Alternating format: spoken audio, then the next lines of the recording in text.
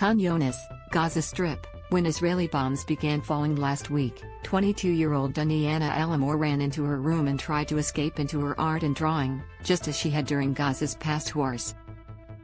But this time around, her pencil never met the paper.An Israeli shell struck outside her home on Friday, making her one of the first of at least 47 Palestinians, including 16 children, who were killed during 3 days of heavy fighting between Israel and the Islamic Jihad militant group. She was killed during Israel's surprise opening salvo, hours before militants had fired any rockets.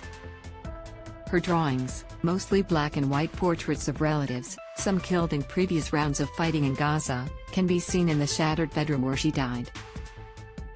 Her mother, her brother and 2 sisters-in-law were in another room baking bread and suffered only minor injuries.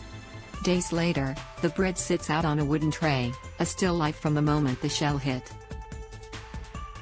One of her sisters-in-law, Simone, said al-Amour's life revolved around her art.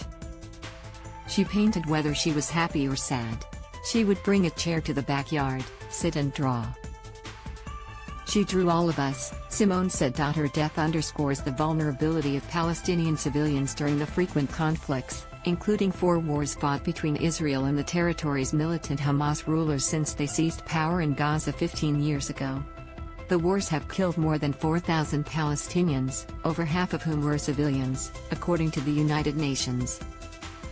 More than 100 people have been killed on the Israeli side. Those killed during the latest violence include 2 senior Islamic Jihad commanders, one of whom Israel said it targeted in order to foil an imminent attack.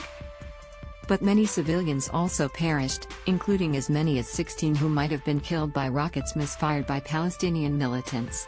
Islamic Jihad fired some 1,100 rockets, but the Israeli military said some 200 fell short and most of the rest were intercepted or fell in open areas. No Israelis were killed or seriously wounded in the latest round of fighting. An Egyptian-brokered ceasefire ended the violence late Sunday, but grief still hangs over the impoverished territory. Gaza has also been under a crippling Israeli-Egyptian blockade since the Hamas takeover, which Israel says is needed to keep the militants from rearming. Critics view the blockade, which severely limits movement in and out of the narrow seaside territory, home to more than 2 million Palestinians, as collective punishment. Al-Amour had tried to escape Gaza's tribulations through art. Her relatives said she had little interest in politics and dreamed of making a Muslim pilgrimage to Mecca, in Saudi Arabia. Her family home, nestled among farmland and olive groves near the border, was a bucolic escape from Gaza's densely packed cities and refugee camps.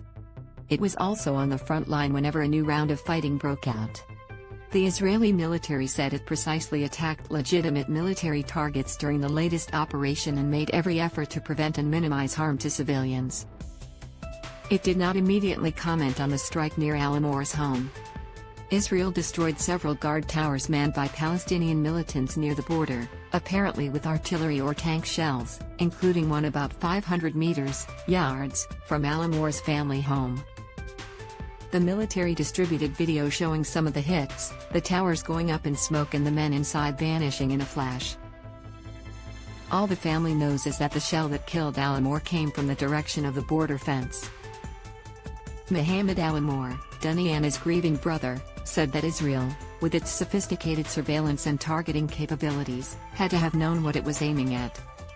They brag about this technology, he said. They know who is a civilian or not.